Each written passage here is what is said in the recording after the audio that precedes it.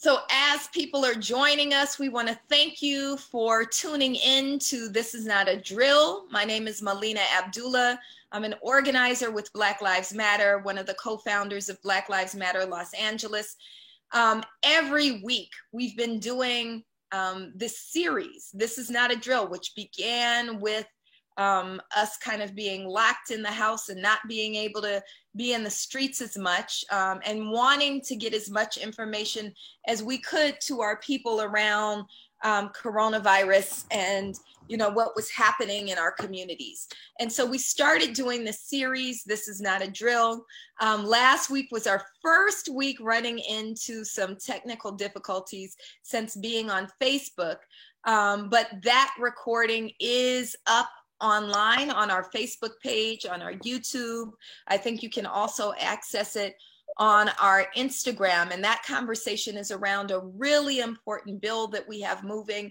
Most folks know that Black Lives Matter does not believe that legislative work or electoral politics is our primary work, but there are times when we do seek to get involved. So Senate Bill 731 is one of the few times, in fact, one of only 3 times that we have co-sponsored a bill.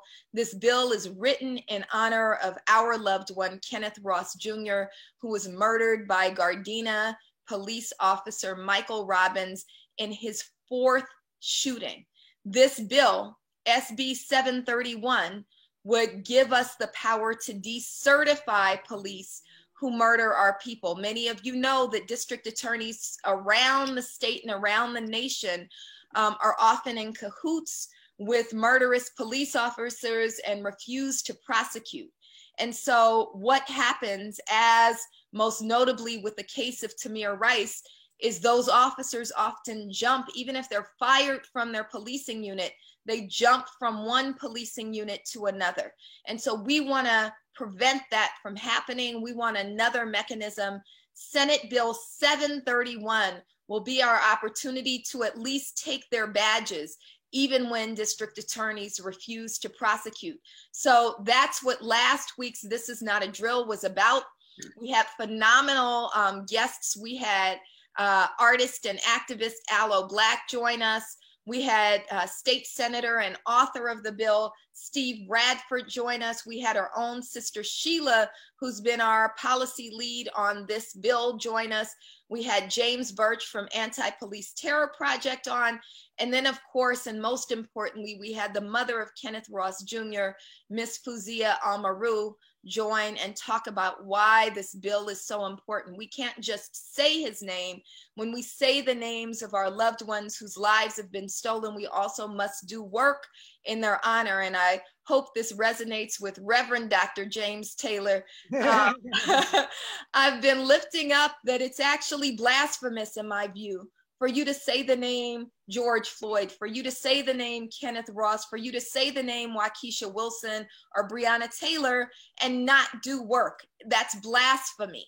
And so don't say their names if you're not willing to do work in their honor. And so those of you who live in California, and even those who don't, we need you to help us get Senate Bill 731 passed. And so that is up on our Facebook page, that conversation which took place last week. I thank Philip and Megan, who are behind the scenes folks on this series, for helping us to get that recorded and get that up. And we're asking everybody to call the assembly. One of the state legislators who's holding up the bill is the Speaker of the State Assembly. His name is Anthony Rendon. We're asking everybody to call 916-319-2063. I'm hoping that our team can also drop that in the chat, 916-319-2063, and tell Anthony Rendon, don't play politics with Black lives, advance SB 731. So that was last week. This week, we're on to something new and related, right? So everybody knows that U.S. Senator Kamala Harris has been named the vice presidential nominee for the Democratic Party. It's really important, I think, to have a frank conversation. We're not going to be bashing Sister Kamala, but we are going to be critical. And what kind of authentic Black people would we be if we just said she's Black and that's it, right? We got to stand for the whole of our people. We got to say it's one thing to be descriptively Black. What does it mean to be an authentically Black leader? And so that's going to be the core of the conversation today. By training, I'm a political scientist, but I claim my home in Black studies, Pan-African studies, without ever leaving my comrades and friends and siblings in the National Conference of Black Political Scientists. We have with us tonight Dr. James Taylor in the Department of Politics at University of San Francisco, Dr. Keisha Middlemass in the Department of Political Science at Howard University, HU, and also my soror from Alpha Kappa Alpha Sorority Incorporated. And we have the phenomenal Malaika Jabali, who is a new friend. I've been a fan for a minute. She's been outspoken and very honest and critical without being unfair to what it means to be a Black leader and how we have to represent for Black people. And so we just want to have an open conversation. We're going to include you in the conversation. So if you have questions or thoughts or ideas, please drop them in the comments and they'll come to us and we'll make sure that we address them. We also want to shout out our interpreters from Pro Bono ASL. They have a new website. They have a new website that launched today, probonoasl.com, right? Is that right? probonoasl.com launched today. And let me just say that the phenomenal interpreters of color have come and been a part of every single one of our shows. They're at every single one of our protests and actions, and they've really made it true that all Black lives matter, right? We have to make sure that all Black lives matter, including the Black folks who need sign language interpretation. So thank you so much, Ashley and Mac, I believe are our interpreters for tonight. So with that, we got about 50 minutes left because I've run my mouth too much. I would love for Dr. Middlemass and Dr. Taylor maybe to start us off, because one of the conversations we keep having, and I was hoping we could get our sister Regina Freer to be on, but she's doing something else tonight. She's providing care to someone tonight. She writes brilliantly on the legacy of Charlotta Bass. And a lot of what's been said on mainstream media is this is the first time a Black woman has been nominated for Vice President of the United States, but that's actually untrue. So I'm wondering if maybe the two of you can start us off with a little bit of political history, maybe then define what authentic leadership means. And then I'd love to toss it over to Malaika for a little fire around how we represent our folks authentically and the limitations of electoral politics. So that's a whole big frame, but let's start off with Kamala Harris is not the first Black woman to be nominated as president, as I gave her something bigger than she got, right? As Vice President of the United States. So who can start off by just talking a little bit about Charlotta Bass? I'll talk about her. Thank you, Melina, for organizing this. This is amazing. I'm so encouraged by your spirit, knowing what you've been through recently with LAPD. And I'm just, it's contagious. I just want you to know that because you're okay, I'm okay. I just want you to appreciate that the energy you convey makes me know that you are all right. Because I'm always worried about you as an OG brother, older brother kind of in our connection, out there on the front lines. And, when they had you jammed up that time, I threw money at GoFund and did everything I could to support you. And I just want to encourage you to continue to be the courageous person that you are, and your daughters, and the leadership that y'all are demonstrating for people across the board. And I think that has a lot to do with leadership. I mean, leadership has to do with who the people choose and who the people follow, right? And when you start talking about Charlotta Bass, she was a person that the people followed. She was as big a person in LA as one could be. She ran UNIA. She was the #1 Garveyite in LA, her and her husband. She ran UNIA, and Garvey came out to LA to control the LA UNIA. There's a book on the Los Angeles UNIA, if anybody wants to look it up, or you can get it on Amazon. But the LA UNIA was run by Miss Bass, and she was so militant that Garvey and the New York Harlem Garveyites weren't radical enough. They were too caught up in pageantry and not in militant and political engagement. So Charlotta Bass was no joke. And then when that played, then she turned to the NAACP and ran the NAACP while she was running the newspaper. She was a phenomenal woman who ran, what they're saying, Melina, to try to qualify is it's a major ticket versus a minor ticket, because she was on a minor ticket. That's what I've heard people try to qualify as they dismiss Miss Bass's legacy, is they try to, specify the level. But clearly she was as big a figure as Maxine Waters is to Black LA and to Black America today. And the fact that the idea that she would be forgotten within 2 generations is unfortunate. I'm so glad you invoked her name, because her name should be invoked against all of this, because Ms. Bass was someone that the people in LA, once they settled, gravitated towards because of her program and her plan for the community. And I think that's where you get into questions of leadership. It's about,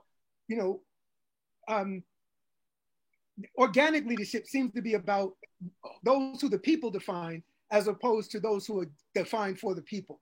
And I'll stop there. And I really want to contextualize what Dr. Taylor just said, because I think sometimes we get lost in this conversation around the 19th Amendment. It's a 100-year history. The 19th Amendment was for white women. So when Miss Bass was advocating and trying to get not just a nominee, but people educated about the right to vote and challenge institutions, she was doing it in the 1950s. And despite being in Los Angeles, it was still segregated. Women did not nationally have the right to vote. So we got to really think about the marginalized women in terms of just being part of the electorate. That did not happen until the passage of the 1965 Voting Rights Act, when Black women got the right to vote. But then that expanded, of course, to Latinas, Native Americans, Asian Americans, and other women of color. So we can't just think about Bass as being not just radical for doing what she was doing, but radical at the moment that women Black women in particular, weren't expected to vote, but women in general weren't allowed to vote. And so when we celebrate the 19th Amendment, let's remember the 19th Amendment was about white, middle class, and upper class women. It was not about all women. Let me just say, this erasure of Ms. Bass is connected to, I think, other erasures that are happening in the name of the expedience of this moment. Right. Part of the letter I heard that went out to Biden from a group that I guess was led by Ms. Brazil and others, said right up.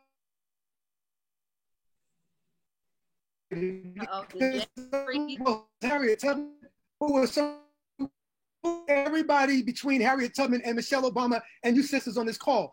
The idea that Joe Biden is writing Black women into history, I just was frustrated that these sisters, as much as they are trying to be expedient and trying to make their demands on this man in terms of policy, the idea that they use that language to write us into history is just like this idea that Charlotta Bass didn't make history. Charlotta Bass was the baddest sister in LA, one of the baddest people in LA, if you study her history, while she was publishing, I think, the Los Angeles Eagle newspaper. California Eagle. Thank you, the California Eagle on top of everything else. So I mean, I just think it's important to keep that in mind. Right.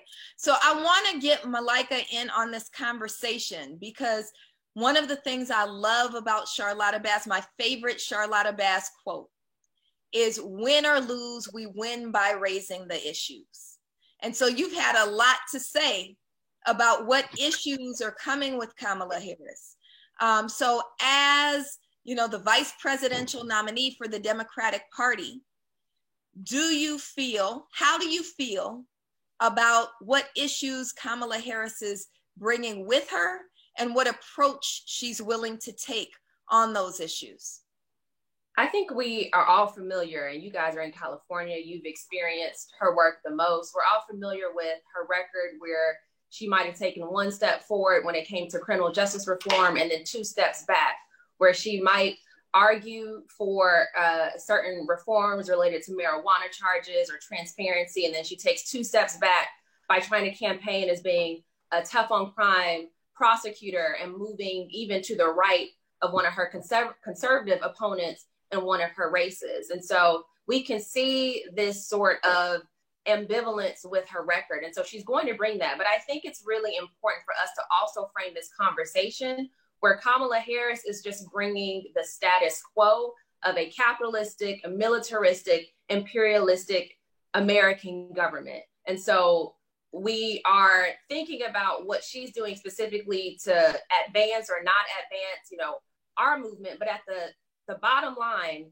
is that whoever is in power is going to be advancing the will of the capitalists and the elitists who run this country. So if we're talking about, so it's really important that we think about the system, whether it's Kamala, whether it is Barack Obama, whether it's George H.W. Bush, whether it's Ronald Reagan or Richard Nixon. The bottom line is that Black outcomes have been stagnant for the past 50 plus years. So from 1968 to 2018, Black home ownership rates have remained the same. The Black unemployment gap is the same as it was. Actually, Black unemployment is even higher than it was in 1968. We have Black male incarceration that is 3 times more than it was in 1968.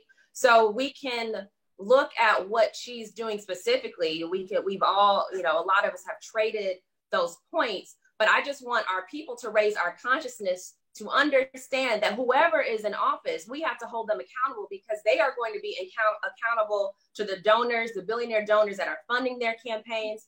Kamala Harris had more billionaire donors funding her campaign than any other Democratic nominee or candidate when she suspended her campaign. Right now, Biden is outpacing Donald Trump when it comes to his billionaire donors.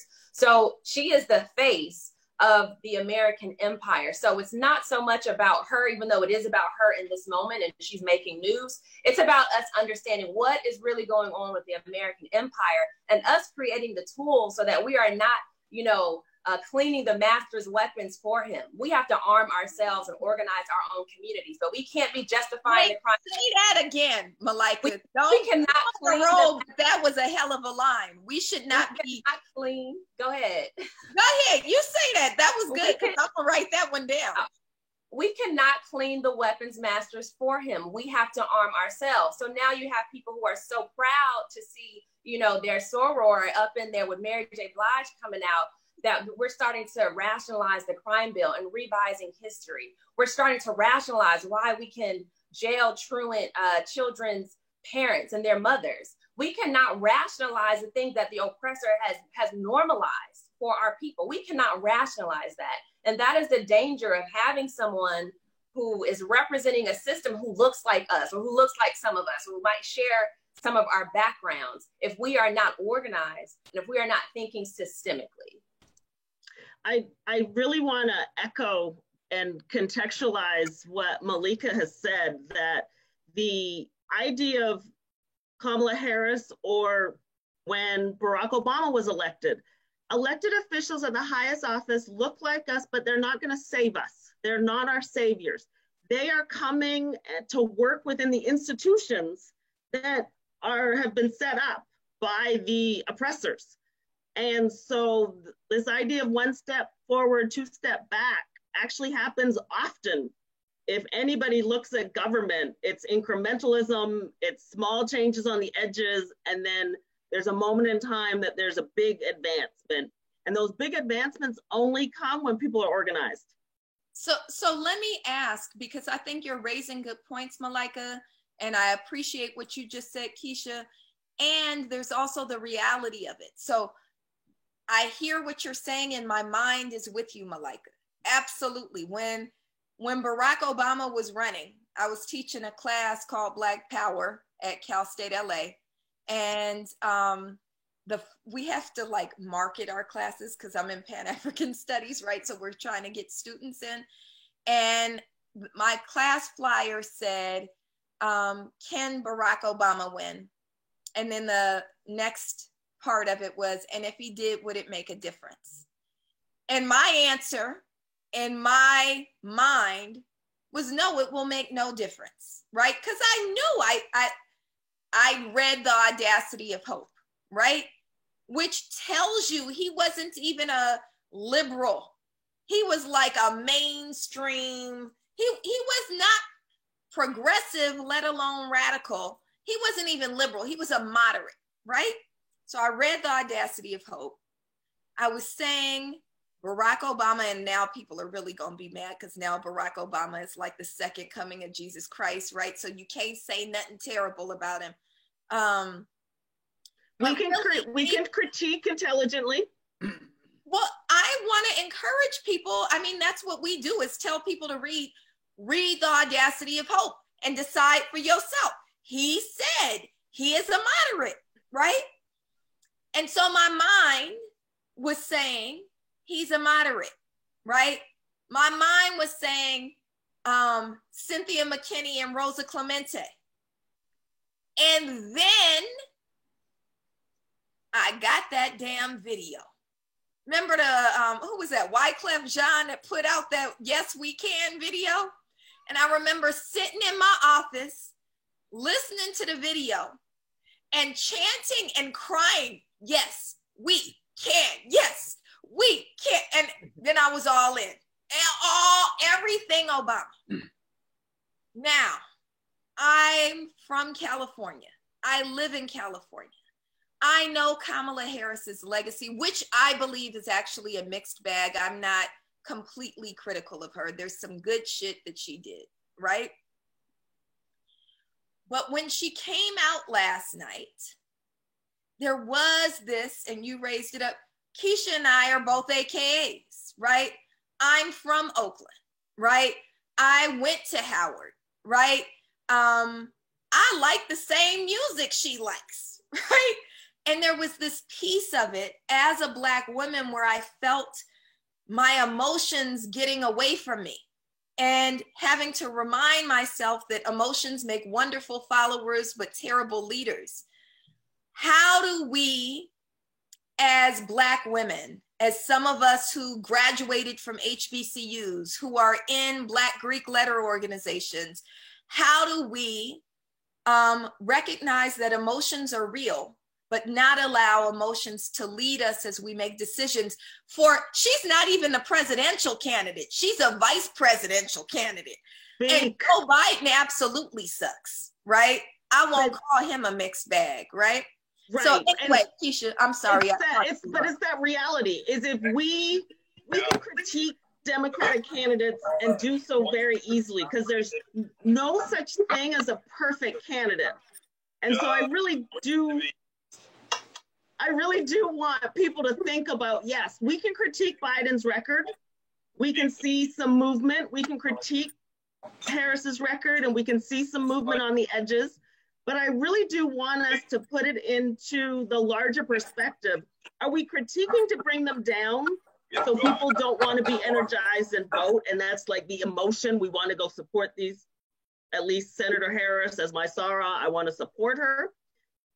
And if we don't support them, knowing the reality of their past votes and past positions, 4 more years of Trump is going to be worse than 4 years of a Biden-Harris administration. And I know that's the tough emotional part.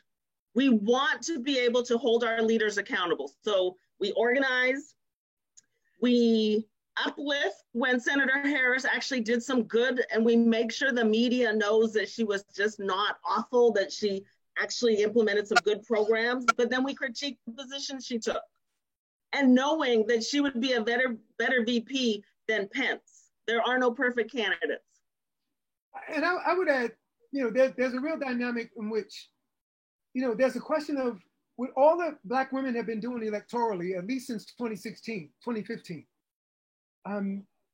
All of the record-setting electoral results in the recent midterm, the record number of women who are brown and non-white, the high-profile cases we can point to, victories, the so-called squad of people that came in, Val Demings playing a role in impeachment, right? Black folk have been coming at Trump the first night he lost by 3 million. Black women were the #1 voters. Black men were #2 right behind them. The midterms, the Doug Jones contest, on and on and on. Black women asserted them. And I honestly think that they chose Biden over all of the Black candidates and Kamala. A lot of people forgetting that they chose, Black people rejected Kamala. That's what I don't, that's what it's kind of bothering me now, is Black folk are acting like we were all behind Kamala. No, you were not.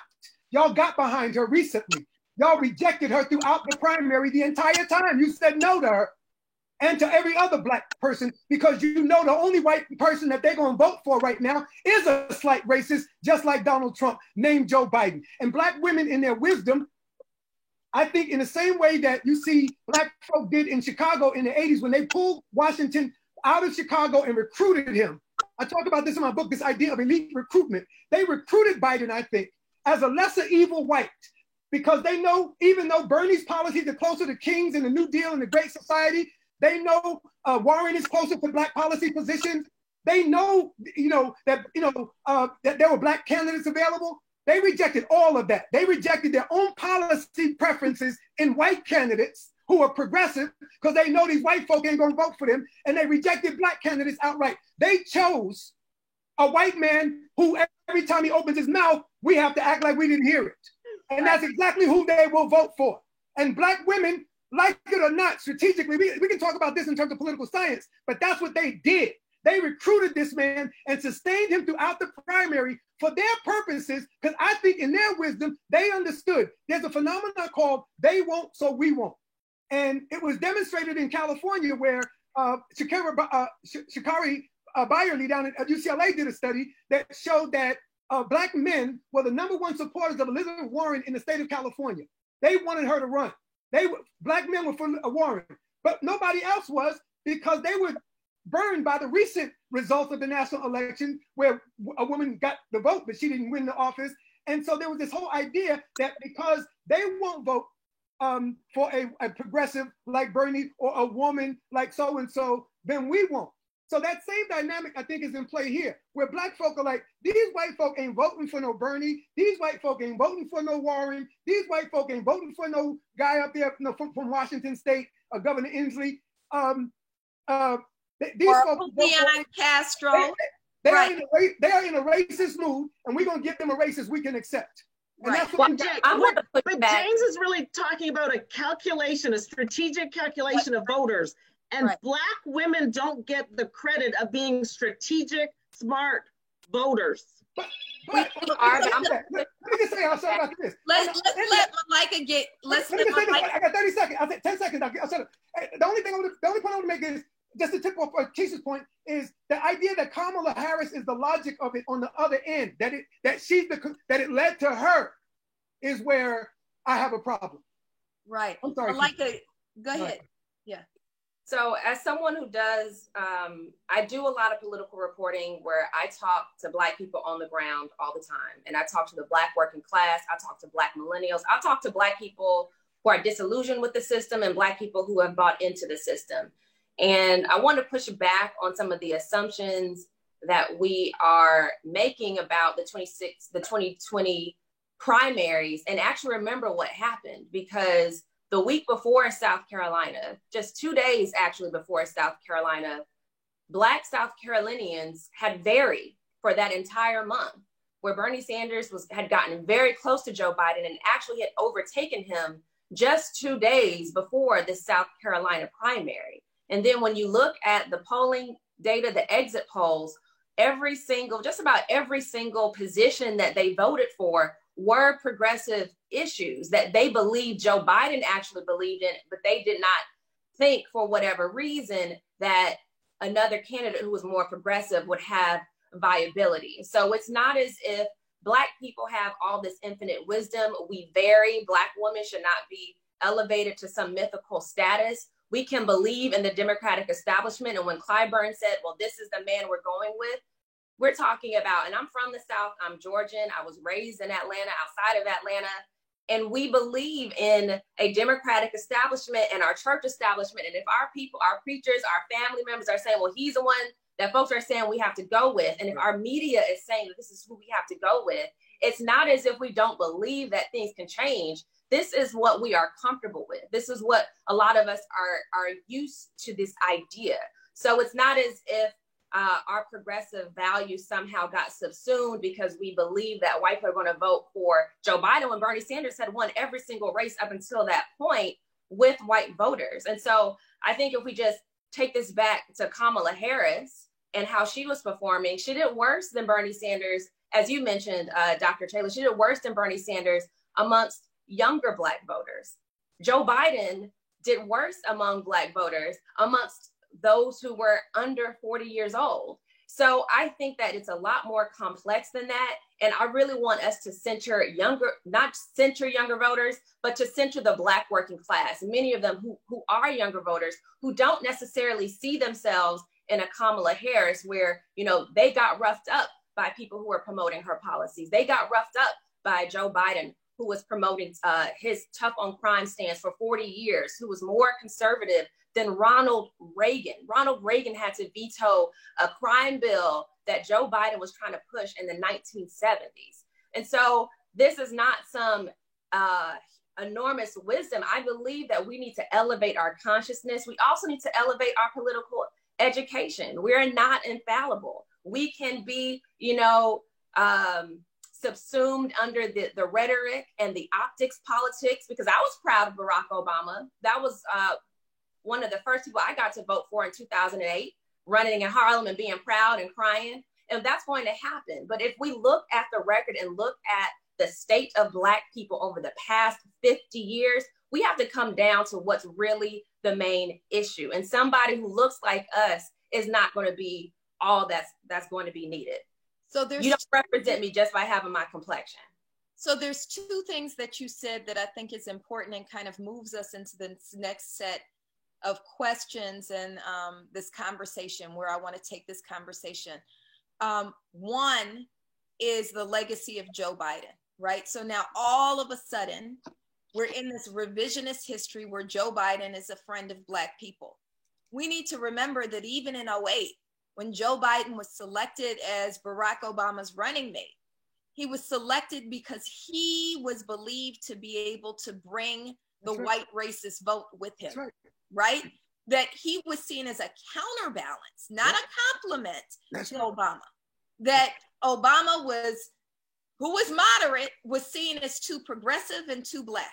And so they brought the whitest white man who would resonate with the conservatives to be a counterbalance to Obama. So we need to remember that Joe Biden has never been seen, never been a friend to Black people.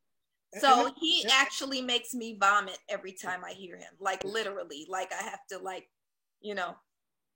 do something to make sure. It's terrible, right? But I think that what else you're lifting up is, if we're going to talk about Kamala Harris, let's talk about Kamala Harris. The first person I ever heard talk about Kamala Harris's politics was actually you, Brother James, because when she was district attorney in San Francisco, you're the one who you called out that she ain't gonna stay here long, right? But also you talked about her politics. So I'm wondering if you can just give us some foundation, that prevents us from being swept up in just the emotion of it. What were her early politics like? And don't be like those white women last night pissed me off. I'm like, Rachel Maddow, you in your 40s. Don't talk about you grew up watching her. She's only like 5 years older than you. What are you talking about, right? Stop that. Stop that. I feel like it was almost mammyism, right? And we have to talk about the white liberal dimension to all of this, because I think that's sponsoring a lot of this. Right.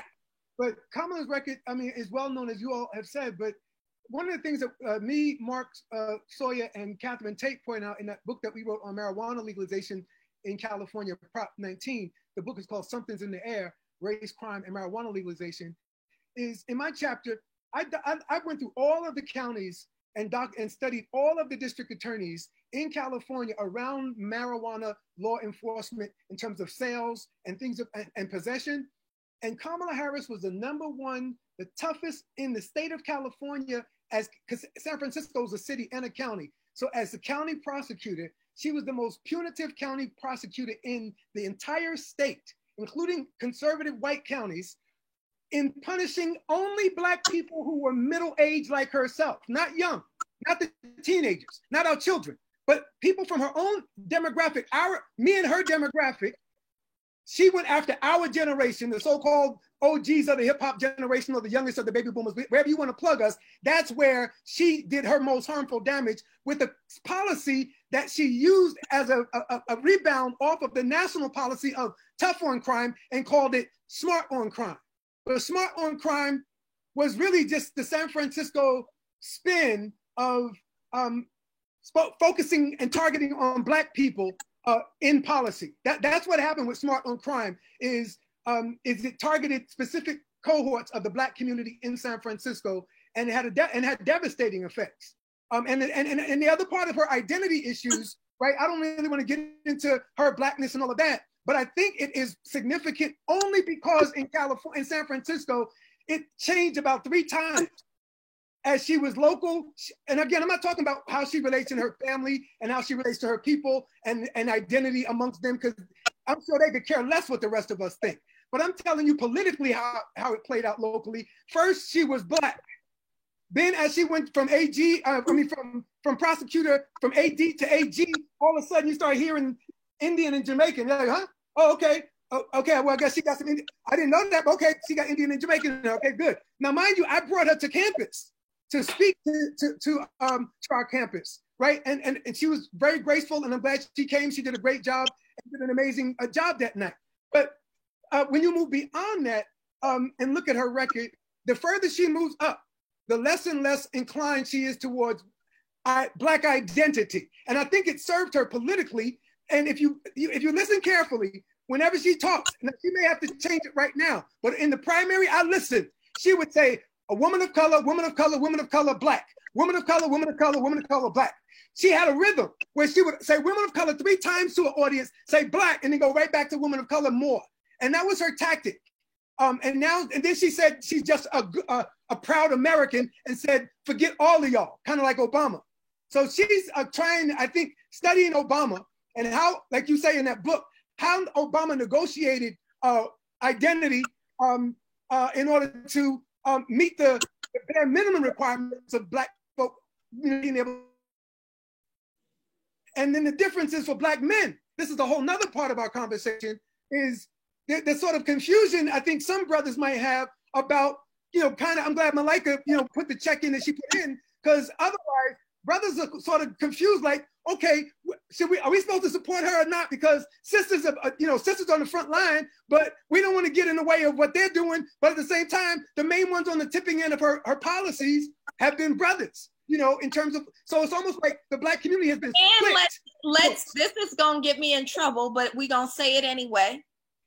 And complicated by who her husband is. Oh, I was gonna say that. I would have done that for you. That complicates it, because for Black women who are all into Kamala, like they were all into Obama, Obama was only acceptable to Black folk because he had Michelle. If he had a white woman, Black women would have rejected him as just another one. But because he had Michelle, that was how his identity issues were overcome. And then Black men, when we get our vice president's sister, we get to look at him. And if you think that's whatever you think it is, that's what the brother on the street is saying that I've heard. And I am still a brother on the street because I'm just as broke as anybody else, regardless of my education.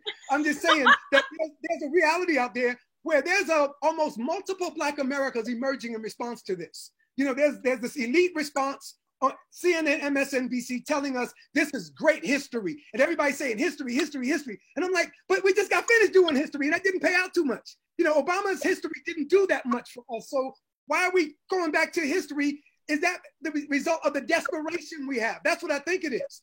So let's get Malika and Keisha in on this. Keisha, I'd love for you to, can you talk a little bit about Kamala's record on criminal justice?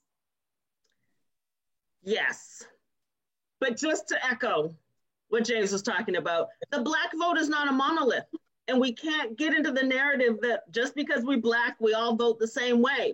When we hear about soccer moms, what the media does not do is say white soccer moms. when we talk about hockey dads, we don't say white hockey dads, but it's white hockey dads. So the idea of the Black community, the Black women's vote, Black men's vote, they tend to get all grouped into one because we support Democrats at 90%. But when you talk to people, we have varied beliefs, we have varied ideas. Our ideology is liberal to conservative, but the lesser of two evils is the Democratic Party, or stay home. Right.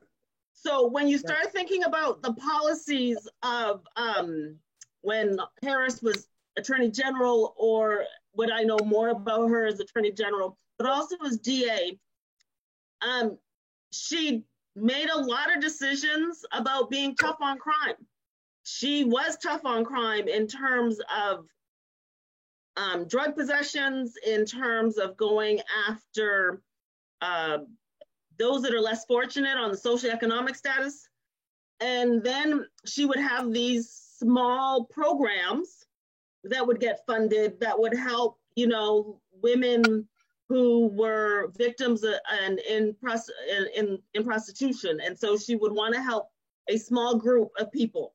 I'm not criticizing her help, but it's not going to transform Black lives when you're going to a very particular crime. You're not helping the larger community, you're helping individual women.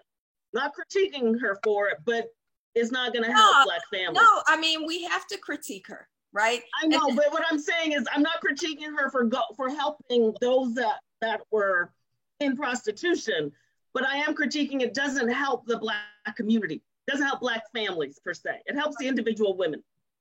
And I think that, go ahead. You go, Keisha. When she created a small program for mostly it was young men, 16 to 24, and trying to help them then re-enter instead of going into the criminal justice system, I'm all for re-entry programs. But when I tried to find funding and the longevity of the program, we underfund the programs that would actually help our community. Right, right. I keep calling her a mixed bag, and every time I call her a mixed bag, a lot of the reason that I do is because I do think that there are some things that she got right. I actually think her book, like if I were to vote for people based on their books, I would have voted for her Smart on Crime more quickly than I would voted for Audacity of Hope, right? But she didn't live up to the values she espoused in the book, right? So there was a lot of prosecution, over prosecution, but here's the mixed bag part, right? And you know what's weird? I keep using that term and I've never ever used that term ever in my life before, right? Okay. But as an organizer with Black Lives Matter, one of the things that was most useful to us is that she initiated this database called the Open Justice Desktop, which compelled law enforcement and California prisons and jails to report on in-custody deaths. And we couldn't get that information until she initiated it. It actually helped us populate. We have a website now called prosecutekillercops.org, which we call our contemporary red record, which names all the names of the murderous cops and puts their pictures up, right? Can you say it again? prosecutekillercops.org. So it's all of 618 people have been killed by police in Los Angeles County since our terrible ass DA Jackie Lacey took office. 618 people, right? And she is refusing to prosecute. One officer has been charged in 618 murders at the hands of over 1,000 officers, because we got to remember that oftentimes people are killed by more than one cop, right? So we're like, if they're not going to get prosecuted, they're not going to walk through the grocery store and not get shamed or humiliated or, you know, whatever. So we put their names out and we're collecting all their photos and putting them out on the website so people can know who to watch out for. And so this desktop helped us to kind of create prosecutekillercops.org.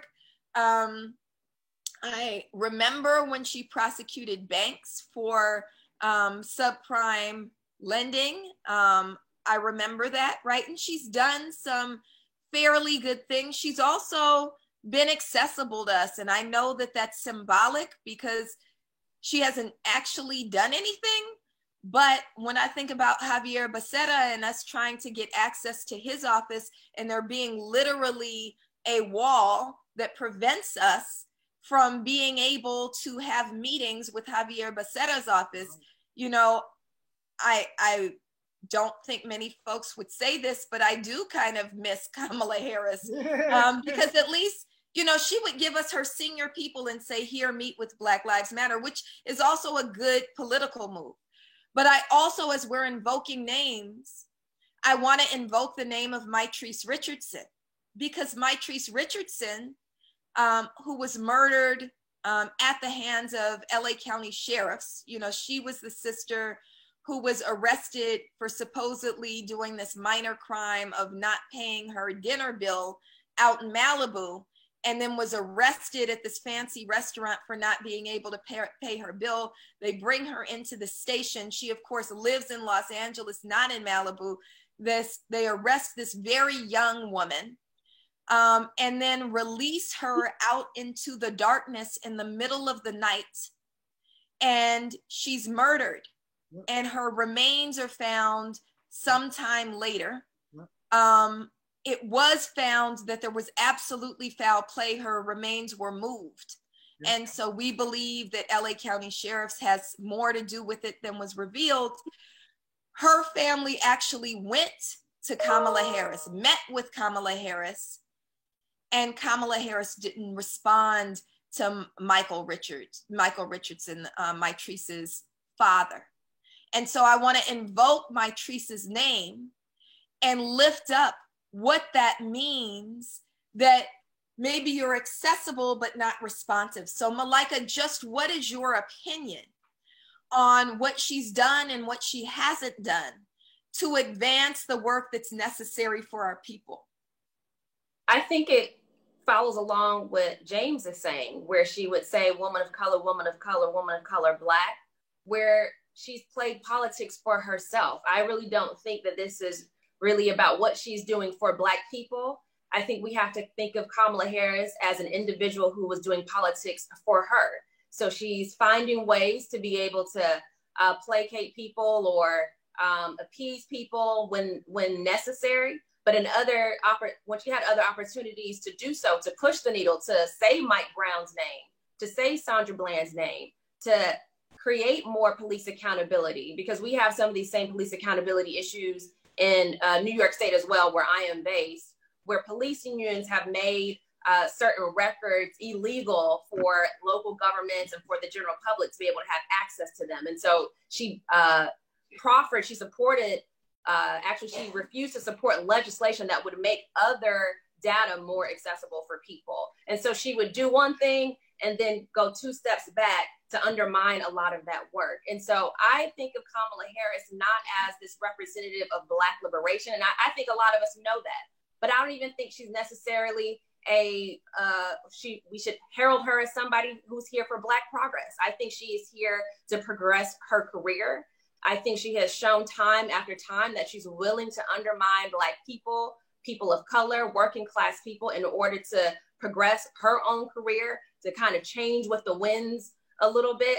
And we cannot afford that. We are in a dire crisis. We are in a time where we can't afford folks who, I liken her to Hillary Clinton in that way, kind of a political animal, where they know what's at stake, but they also want to preserve their own power and their own influence. And so instead of fully embracing the things that we need at a critical juncture, they step back a little bit to just see where exactly is it going. That's not leadership.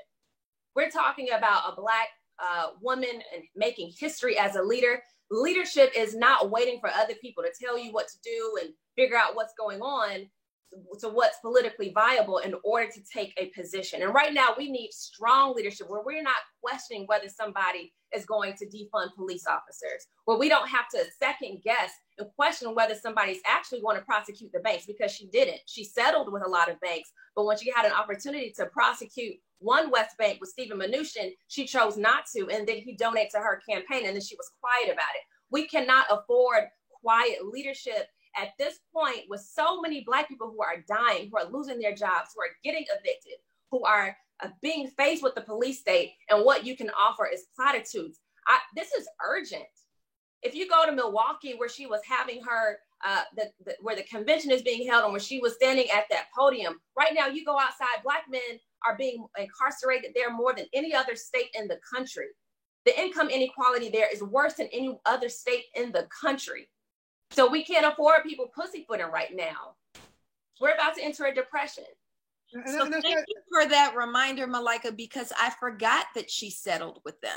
I forgot that she settled with the banks. You're absolutely right. She threatened to prosecute, but didn't actually prosecute. So, you know, there's a bunch of stuff coming up on the chat, and we want to remind our Facebook viewers that you can drop your questions into the comments, and we will respond to those comments. One of the things that's coming up is, what do we do though? What do we do, right? So we have this fool. I'm not even gonna call him a fool. He's really not that stupid. He's really just terrible, right? You have this devil in office, right? Who by every measure is the worst person imaginable. And we, I think, have come to agreement that a Joe Biden and Kamala Harris ticket is not going to save us, right? So then what do we do? So what is your answer? And Malika, I'd love for you to lead off on this. What do? We have to be critical of a Kamala Harris who's running for vice president, is not even the presidential nominee, is running for vice president and doesn't have the best record in the world. We'll just kind of put it there, right? Doesn't have the best record in the world. And I don't know if my mother is watching, but my mother wants me to not say anything terrible about Biden and Harris because she's petrified of another 4 years of Trump, right? So what do we do? I think we keep our foot on the gas. We should be doing the same things that we would do under Donald Trump, the same things that we would do under, even though we didn't do under Barack Obama, what we should have kept doing under Barack Obama or a George Bush, because if we actually get down to the nitty gritty of it, the policies are not going to differ that much economically. Joe Biden has already committed himself to not advancing public funding. He said it yesterday while we're celebrating at the DNC pep rally. He told Wall Street Journal reporters that he's going to be looking for austerity and cuts. So when we need to be having unprecedented funding, he's talking about maintaining cuts or extending cuts to social services, or at least that's the idea that they're floating around. So we are probably going to experience even worse economic outcomes if we have whoever is in the driver's seat. So we cannot keep our foot off the gas and just be content with their Black History Month, because, you know, they're going to have a little Black History Month special in February, a Woman's Month, you know, mimosa brunch at the South Lawn in March. They're going to have Black History, Black Music Month in June. And we can be, you know, appreciative of those things and at the same time maintain our foot on the gas, because these aren't our friends. These are people who wield power. They wield influence. These are politicians. Joe is not my uncle. Kamala is not my auntie. They're going to be controlling or have influence. She's not your mamala. That's right. They're going to be controlling or have influence over trillions of dollars that need to be allocated adequately. She had a Pentagon budget bill right in front of her where she could have defunded the Pentagon by 10%, and she voted no. In the midst of us having, again, unprecedented calls towards justice, And to have abolition, she couldn't even defund the Pentagon by 10%. And this is the prime time to do it. So we cannot keep our foot off the gas, whoever is in office. Great. Just for that note, we also have to think, so what do? National elections are important and they consume so much of our airtime. But when we're talking about really changing our individual lives, I really actually want people to hold city councils accountable. Who are you electing to city council? Because they sign the police contracts. They approve the police contracts. It's the mayors. I want to put on people's radars on how important state legislative elections are this year, because redistricting will take place next year. So whoever is in office in January will be redrawing districts. And that is where the money, then the federal money, if it's cut, if it's not cut, whatever, but it's based on those districts that gets funds. So when we are thinking about what can we do, it's the Biden-Harris ticket and this Trump-Pence ticket. That is not going to change.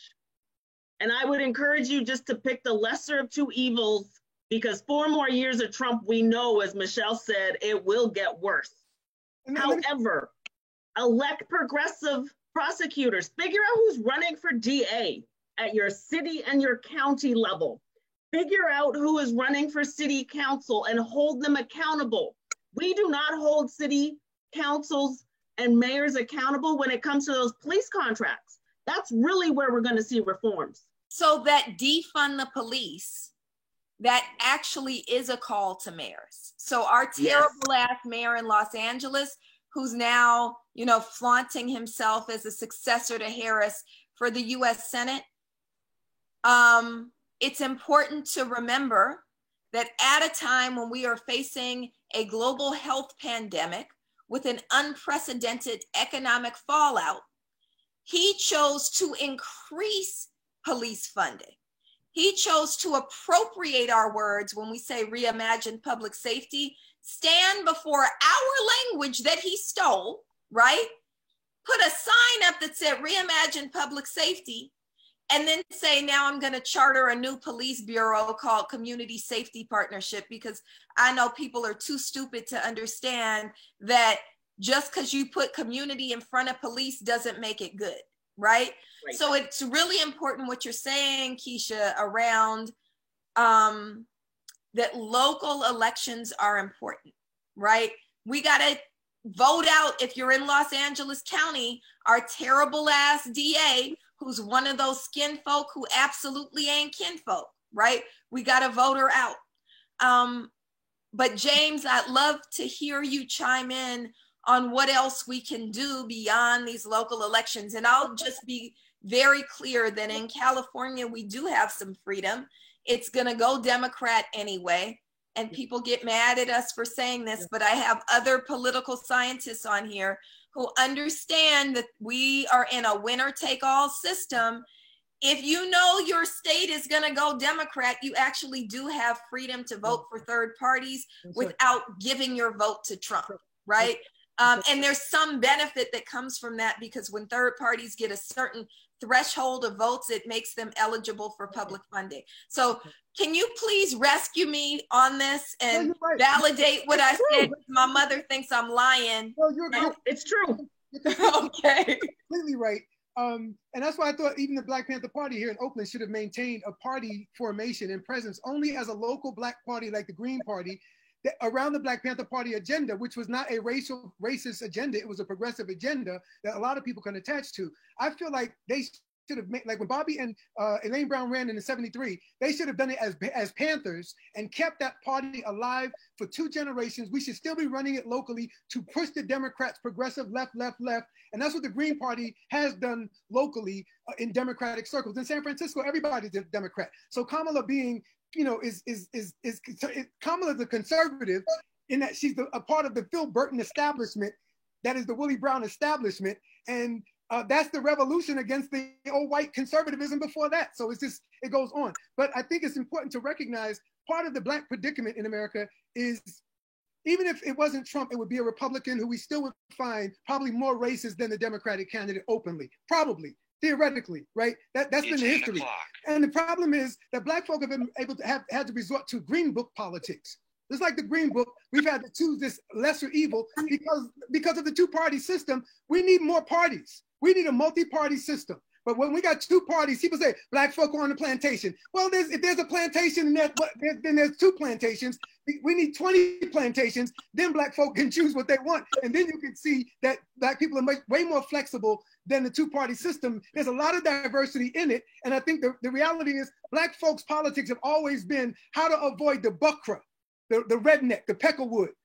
You know, like the movie Time to Kill. Those devils that took the little girl and raped her. You want to avoid them. But then there's Bill Clinton's granddaddy who owned the store in Little Rock who would give black folk credit, right? And there's this whole idea that black folk had to know which was the devil white and which was the white person that was fairly decent. Who was the Atticus Finches?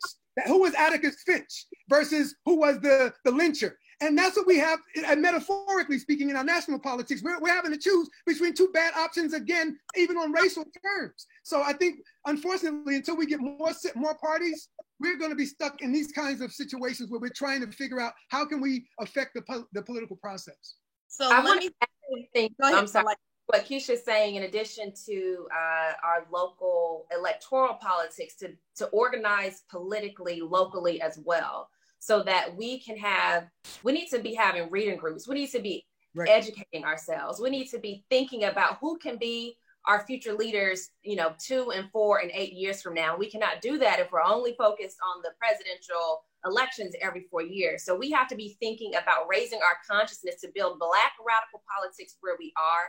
I work with a social justice organization called Operation Power, and that's what we're doing to get Black radical activists elected to political office, but also so that we're organizing and raising our consciousness within our communities. We need to be having that space to educate ourselves. And it's challenged, and this whole idea that there should be no Democratic primary challengers has to go out the window. The whole idea is like, well, you just got to wait your turn. Oh, no. Challenge them. Call them out on their policies.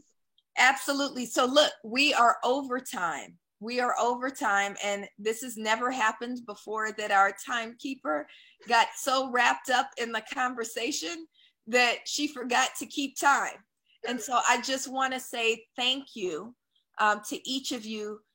James has been my brother for a long time. And as we're invoking names, we want to invoke our father, Dr. Michael Preston, who taught us everything we know. Right. Whose spirit, I'm sure, if he were still with us, we'd be on the phone with him at those 5 a.m. calls about elections and DNCs and all of that. And so we hope that we're making his spirit proud. Keisha, who's my soror and sister, I'm thankful for you. I'm sending you my daughter, that she's coming to Howard. So come on. When school opens back up, she's going to be there with her auntie. And Malika, thank you so much. As I've shared with you that you have a lot of BLM fans. And when we were saying, how does this conversation come together? Philip in particular was like, you gotta get Malika Jabali. And so I hit you up on social media, and I'm so grateful that you responded so quickly and were so willing. And your voice is so needed. And I hope that this is the first of many, many conversations we get to have together. I just want to leave one last thought that you all are absolutely right. We have to focus on local elections, and do not fall for the okie doke that we move from protest to politics. That's right. That's a terrible idea that's never worked for Black people. Amen. We need to vote, and we need to double down on our organizing. So don't vote and think that, like that bullshit Kamala was talking last night about we're in the streets so we can mobilize people no, we ain't in the streets so we could get people to the polls. We in the streets so we could shut this whole shit down. And I'm sorry, I cuss a lot, but it's Facebook, it doesn't matter, right? We are in the streets to topple this whole shit. Because no matter who we get in these seats of power, Those seats of power are not going to give way to true freedom for Black people. They're not going to give way to true liberation. We have to transform things, not just seek to change the faces of those who are occupying those seats. So stay in the streets, regardless of what you do. If you take the lesser of two evils approach, vote for a third candidate approach, put your energy into local elections approach, all of that requires that we stay in the streets. We need to get out our energy for SB 731. If you're in Los Angeles, please join with an organization wherever you are. Black Lives Matter wants you. Operation Power. Can they join you, Malika? They can if you sign up bit.ly/OP email blast. I'm actually teaching this Saturday about the power of local politics. And so we'll be looking at a framework for New York City and New York State, but it will apply to a lot of other cities as well. So OP email blast. And you would also just follow me on Twitter, and I'll be sharing things there too. And you'll love her Twitter. Twitter is fire. And then lastly, we want to close remembering that it's Black August, remembering that tomorrow is the anniversary of the assassination of George Jackson. We want to say his name. Tomorrow is also the anniversary of the Nat Turner Rebellion. It's also the anniversary, we think, of the Haitian Revolution. There's 2 dates on record. But I'm taking August 21st as Black People's Liberation Day. We want to say Black August resistance, and we want to encourage everybody to do work on behalf of the political prisoners who are still behind walls and in jail cells, and we want to uplift them throughout Black August. Thank you so much, James Taylor, Keisha Middlemass, Malika Jabali, for joining us. Join us every Thursday night at 7 p.m. for This Is Not a Drill. Thank you to Pro Bono ASL for doing our interpretation, and Megan Castillo for doing our behind the scenes work. We will see you next week, inshallah. Thank you.